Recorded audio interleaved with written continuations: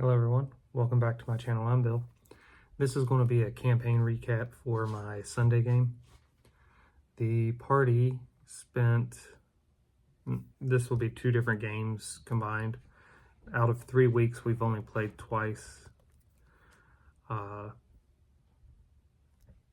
we last left off, the paladin was beside the barn that he just set on fire. Not the paladin, the pacifist magus was beside the barn he just set on fire with goblin dogs chasing him, and the paladin was on the opposite side of the barn trying to get to their rendezvous point. Then he's turning around to help the magus. From there, the bugbear that was in charge of the goblin dogs sicks the last of the goblin dogs after the magus and then disappears into the barn. A few rounds go by. The paladin and the magus manage to defeat 3 of the 4 goblin dogs, and then the back wall of the cabin explodes as an ogre comes out. The ogre begins to try to fight with the party, and then the paladin decides to try to negotiate with the ogre. The bugbear comes out. The paladin manages to succeed and makes a friend of the ogre, which was hilarious. And then the ogre pretty much incapacitates the bugbear in 1 hit.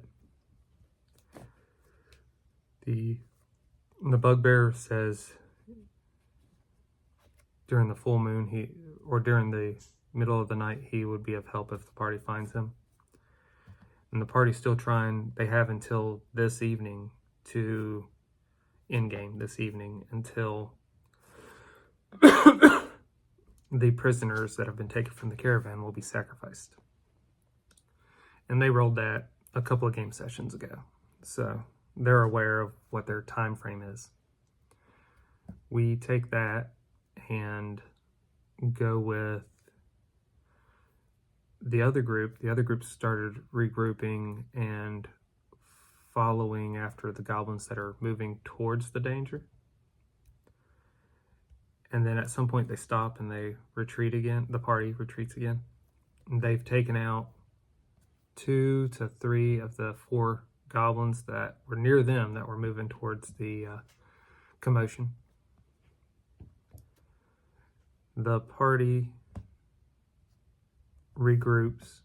After they regroup, they go the long way around to the graveyard.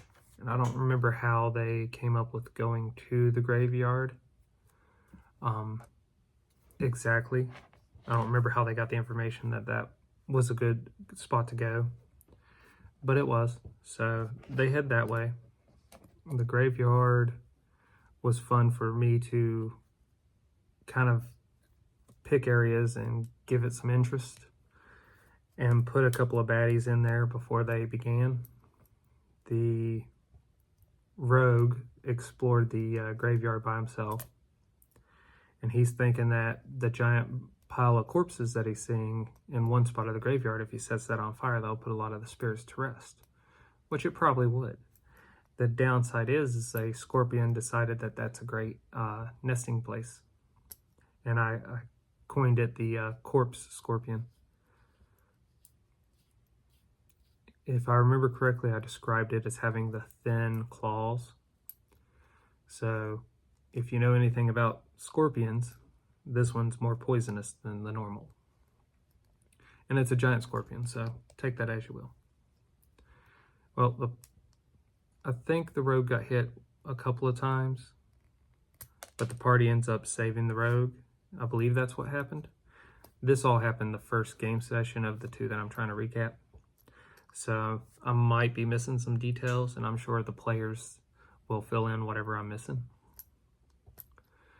But they attract the attention of some of the zombies that are wandering the graveyard, and they avoid them. It's not an issue. They then enter the catacombs, and they see like a small living area and a small shrine to Hextor, which I believe they desecrate at the time they encounter it, but I could be wrong. I'm sure the paladin player will correct me if I'm wrong. The party then progresses down a corridor to another area, and they find some zombies in this room. The room's pretty big, so they just kind of skirt around the zombies and continue on. And the zombies don't leave that room. They noticed that specific detail. Even though it followed them through the room to the corridor they went out, they don't enter the corridor.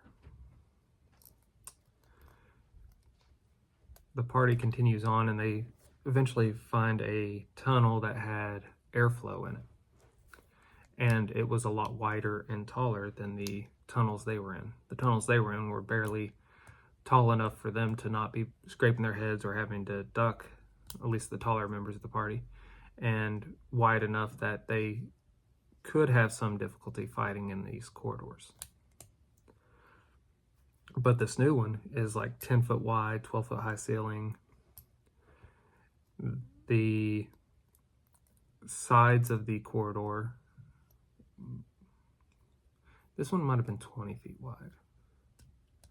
The sides of the corridor also had barrels and stuff lining it, in boxes and stuff like that. So they could tell it was a storage area.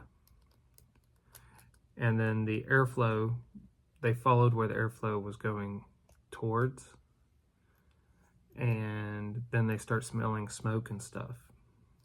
Essentially, they came to the conclusion the burning barn was on the other end of this corridor, which was a safe bet.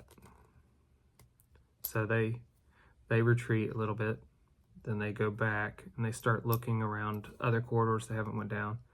They get to another room, and then they go back to one of their first rooms and start exploring for secret doors, and they find one.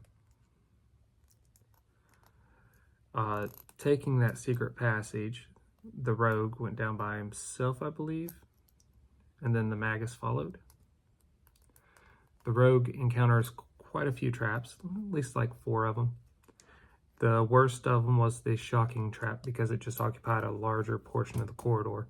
But the DC to avoid it, I think it was like 10. And I was just having to make an acrobatics check 3 times after they encountered it and knew what was going on. So it took the rogue a minute to realize which collar tile it was that he was stepping on that was causing it.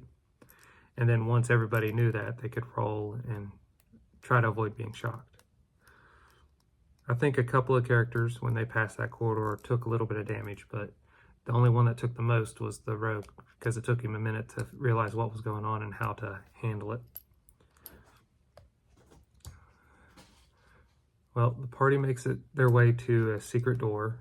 And that secret door, they have a small kind of hole that they can peep through. Well, they see an ogre with a staff on the opposite end of the door, and then to the left of the ogre, in the middle of the room, they see a few goblins, and they see the human captives, or humanoid captives from the caravan in the floor there. And that's where that game session ended. So the party, the next game session, was trying to figure out how they were going to take out an ogre that possibly is an ogre mage, take out the goblins.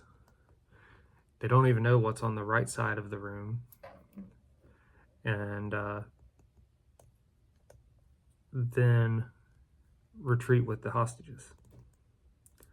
Well, they open the door, the paladin charges the ogre first turn. He hits the ogre and drops the ogre. Another character charges at the ogre too, because this was the surprise round. Another character takes out the goblin that's nearest to them. Another 2 characters move towards the people that were being held hostage.